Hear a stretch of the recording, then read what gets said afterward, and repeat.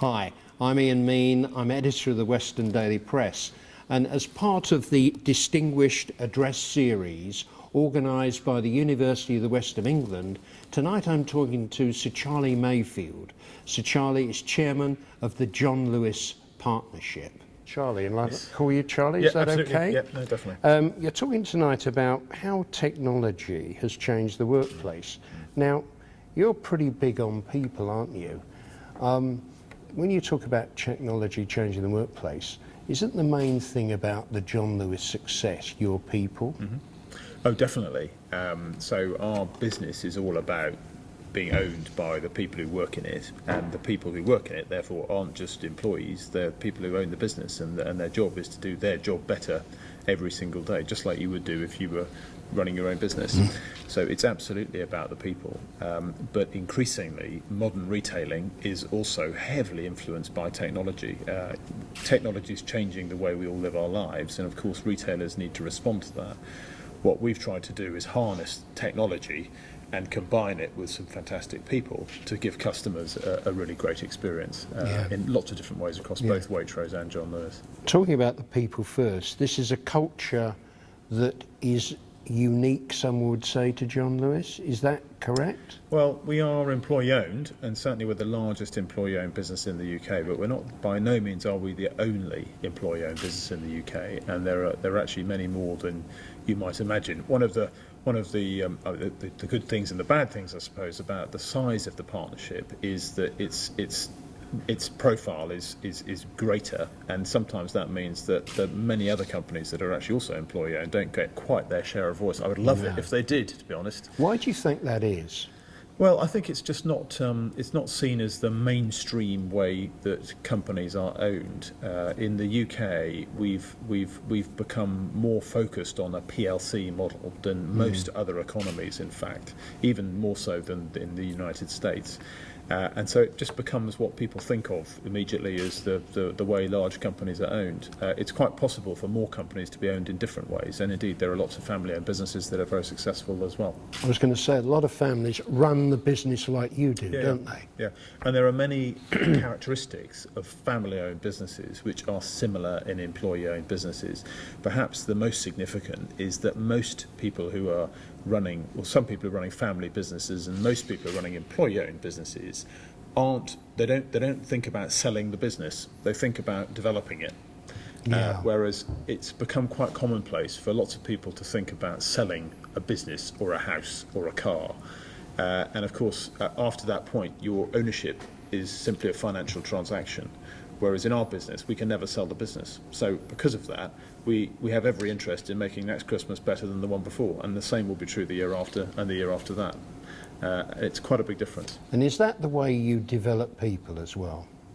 Well, certainly we take a long-term approach to pretty much everything we do, and we're very fortunate that a lot of the people who work in the partnership, who are partners, join us and then stay with us for a very long time.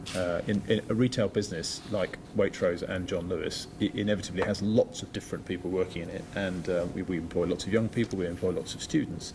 And quite naturally, people move to another city, they move on. So you always have a level of turnover there. But our level of staff turnover is about half that of the retail average. And once you get beyond about 5 years, it falls to very, very low levels, which is a great advantage because we've got some incredibly knowledgeable and capable people in our business. And it makes very good business sense, as well as being good for them, to invest in their development.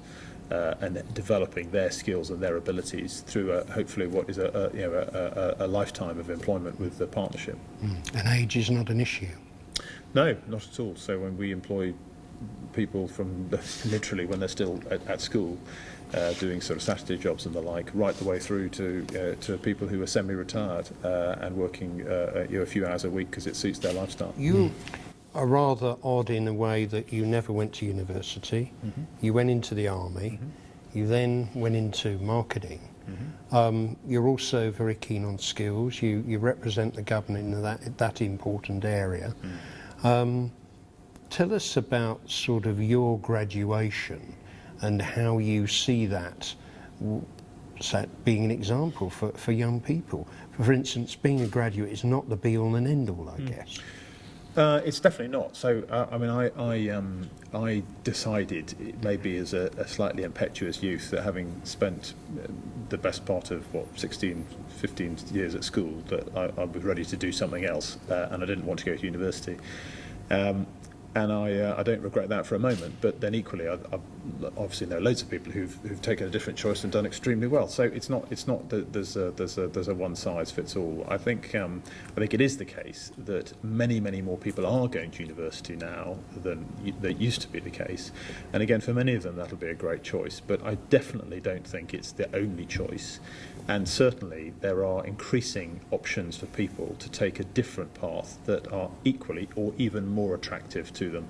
Apprenticeships is something which most people sort of understand the idea of an apprenticeship, and a good quality apprenticeship is a really excellent way to get into work and to get on in work, quite apart from the financial aspects, which is that you don't obviously incur quite a hefty amount of student debt. You're in work, you're being paid, and you're learning something of real value that hopefully sets you on a pathway towards a really successful career. So for a young person setting out, what's the prospects in John Lewis now? Well, I hope they're very good. It depends on how we've got to keep the business moving and growing, of course. That's absolutely key. But when you think back, when I look at the business going forward, for a start, we've got two very large businesses, John Lewis and Waitrose. We've got an increasing number of different jobs within those two businesses.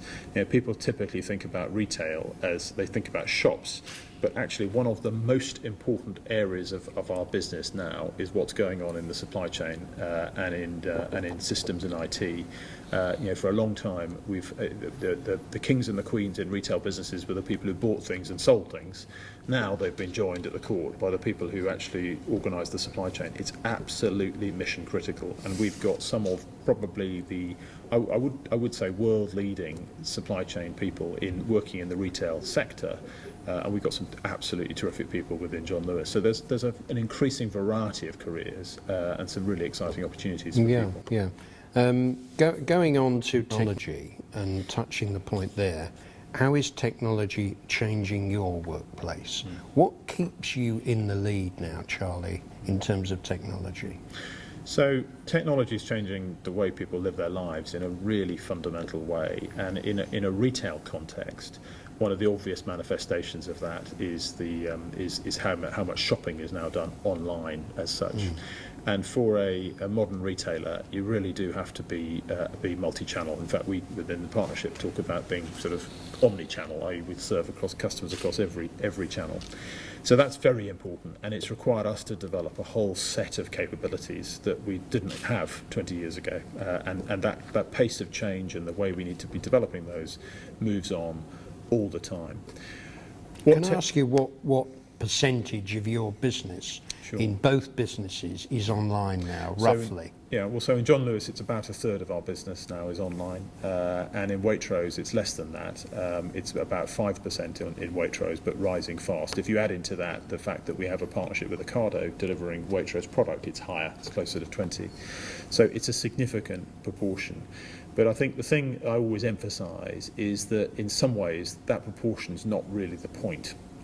In non-food, particularly in our John Lewis business, what we know is that about 2/3 of all transactions that take place include some kind of online and some kind of offline element to it. It might be a customer comes to the shop, sees something they like, and they go home and they buy it, or they do it the other way around. They see something online, they come into the shop and they buy it there, or a whole variation on those different themes. So really, it's about having the whole waterfront covered really well, and that's what we strive to do. And what about other areas of technology? I mean, when you go to a John Lewis, what always impresses me is that how you can order things quickly. You see where the commodity is. If they don't have it in that store, you get it and it's delivered. And that's simple, but seems to be pretty slick. Yes, I'm glad it's simple for the customer, because that's always the goal. It requires a very sophisticated and complex logistics operation that sits behind it. So, for example, if you order on Click and Collect, let's say, well, obviously we're in Bristol, but if you order in Aberdeen by 7 o'clock tonight, for 8 o'clock tonight, we make a commitment to you that we'll have that product at the shop for you to collect from 2 o'clock tomorrow afternoon. Practically, what that means is we have about 2 hours to pick the product from when you've wherever it is, wherever it may be. And say it could be in Bristol. No, it'll be. Well, increasingly, we've developed our supply chain so that it's in one place or in a couple of places. Oh, right. But we'll have to pick that along with millions of other orders accurately and in a very timely fashion. Get it packaged and packed up together. Take the payment. Check things like fraud. Obviously not an issue for you, but for some we have to check that, and then get it onto a vehicle so it can be in Aberdeen on time. So it's a very tight operation, and it's one of the most exciting parts of our business right now is to see that logistics operation. We've invested tens and tens of millions of pounds in developing that capability, and it's only because of that the customer can get access to that level of convenience. Yeah. So Charlie, how many orders roughly for say John Lewis are done each day like that? Oh goodness, I ought to know the number. Well, roughly. Well, let's say that about over 50% of our online business is collected, is done via click and collect, and it's about a third of our total business. So what would that mean? So it's about 1/6 of the total sales of the business. In numbers, what would that be? Well, in a week, right now, that's going to mean about £15 million worth of product every week, plus probably because it's rising from that. It'll be 15 to 20 million pounds a week. Now, you're going to talk this evening about technology, how it's changing the workplace. How are you going to take that on now? How is that going to progress? Well, so what I'm talking about this evening is how technology is changing the nature of work and increasingly how the workplace operates. And this is all based around this notion of an hourglass, where people who are able to use technology a lot are actually able to add more value now than they ever have been before, and their contribution is leaping ahead. And of course, with that comes pay and reward, and they're in demand and all the rest of it, which is very good. There are people in the middle of the hourglass, though, who are in jobs that are being replaced by technology, and we all could think about what they are. But there are jobs which used to be really good mid-level career options for people 20 years ago that simply aren't there as much anymore. In the media industry, you see that absolutely because they've been replaced by technology. And then there are roles at the lower end of the hourglass where they're not so much being replaced. In fact, they're growing there. But technology can can replace some of the skill requirements to do them, which has a potentially pernicious effect in terms of the number of wages, basically, because you take away the skill requirement, it will have an effect of keeping wages suppressed. It's a slightly gloomy prospect, and I make it because I think we've got to work in a really concerted fashion to get a very different outcome. And I'm going to talk a bit about sort of some of the things that I think we can do to get a different outcome. Like what? Well, how do you get a different outcome? Well, there's things that businesses can do in terms of how they conduct themselves, in terms of the kinds of jobs they create, and the way they deploy technology in those jobs. There are things that we need to do in terms of education and the way that, particularly how business and education collaborate, the world of work and the world of education get integrated and work much more closely together on a much greater scale than before. And then thirdly, I'm going to talk about ownership and the fact that there is, I think, an opportunity for there to be what I call a greater plurality of ownership in the UK. I obviously am a strong advocate for employee ownership. I'm not a zealot for it in the sense that it's not everybody's cup of tea, and it never will be. But I do think that it would be good for the economy if there were more firms that were owned by their employees. And currently it's only about 2%, and we think it could be, for example, 10%, and that would make a difference. Now, what about the differentiation factor of John Lewis? What's at the heart of that? Why are you different? Well, in both Waitrose and John Lewis, we have a consistent focus on a few simple but very important things. First of all, you've got to have really high quality products sold at great prices that are innovative and well tuned and geared towards what your customers really want. Whether you are sourcing the best outdoor reared pork, or you are sourcing a table or a glass, that principle has to apply. So That's very, very important. We achieve that in many cases through very long-term relationships with suppliers on the basis that what we recognise, it's not just about us making the maximum profit, it's about us having a great product and recognising in order for us to have a great product, we need to have sustainable relationships with suppliers. And so a lot of our buyers work very hard and have done over decades to achieve that. Secondly, I would say service.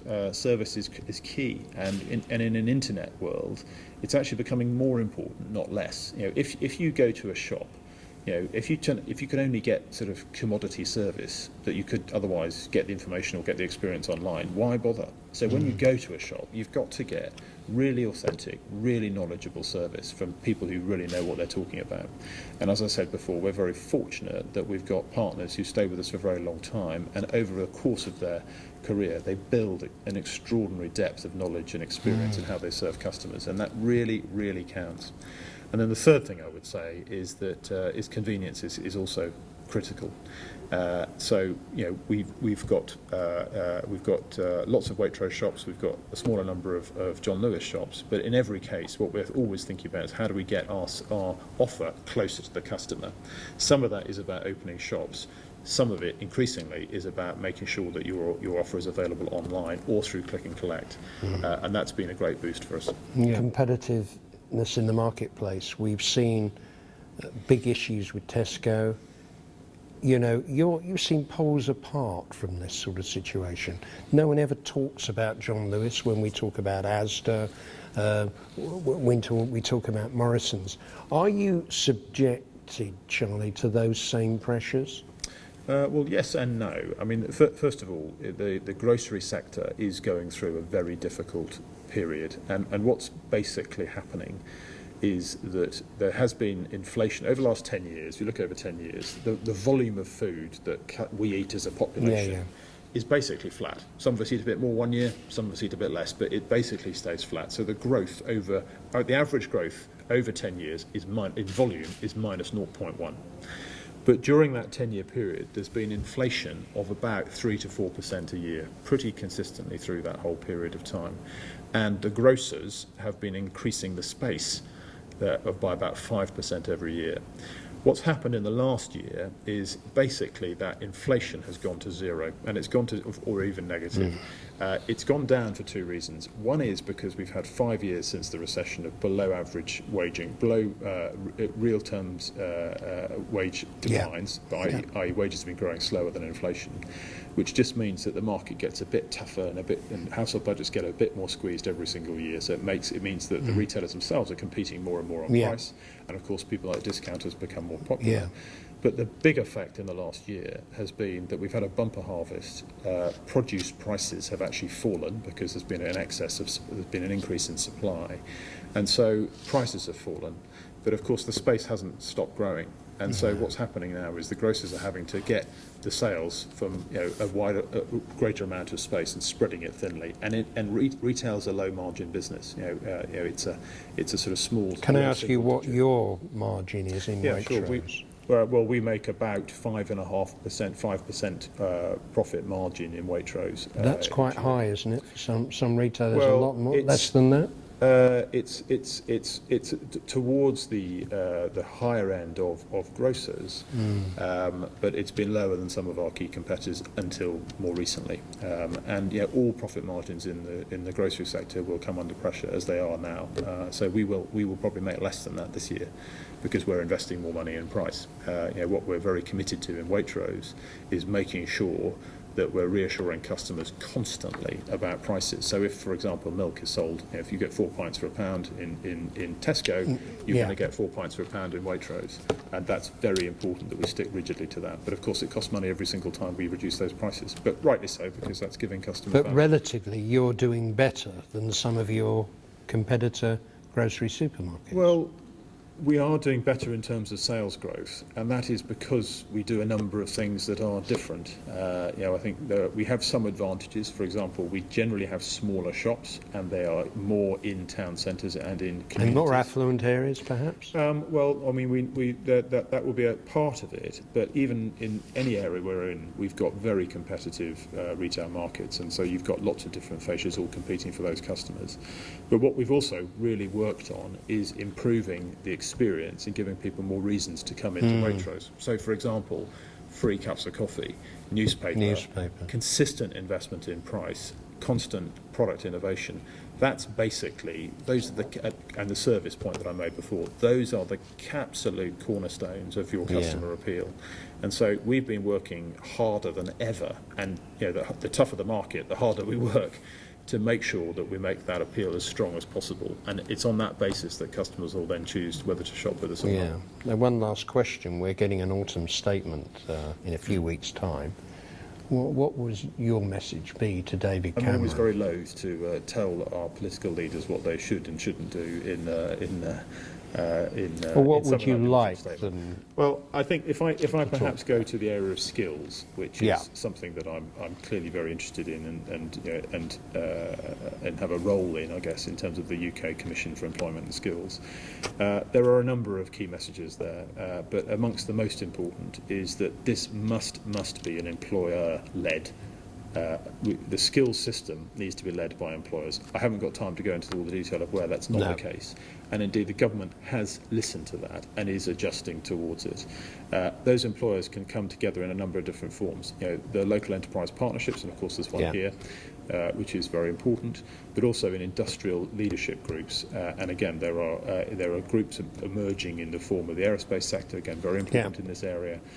Those employers need to be given the encouragement, the permission and the space to develop the strategies they need to make not just their own companies more successful in the UK, but to make the whole sector successful. And what sort of help do they need for that? So there are a number of things. For example, when the government should not come up with its own initiatives. It should actually be saying to companies, look, or groups of employers, you come up with the best kind of apprentice, put your own money on the table, and we will co-invest with you alongside you to make sure that. And are they doing that? They are, yeah. And there's some encouraging progress there, but there needs to be more. One of the things that in the skills arena that has been so difficult is over many decades now, governments of all different shapes and sizes have come up with different ideas about how to tackle this supposedly difficult problem. And it is a difficult problem that's long-lasting. And they chop and they change with the policy initiatives. And of course, every chop and every change has a rationale. But what it leaves behind is a fragmented and complex landscape that many employers find very difficult to navigate. And instead, what we need is some continuity, and we need absolutely clearly to position the responsibility for driving this with employers. And there is some good progress there, and I'd basically like to see that continuing. It's very important that it does.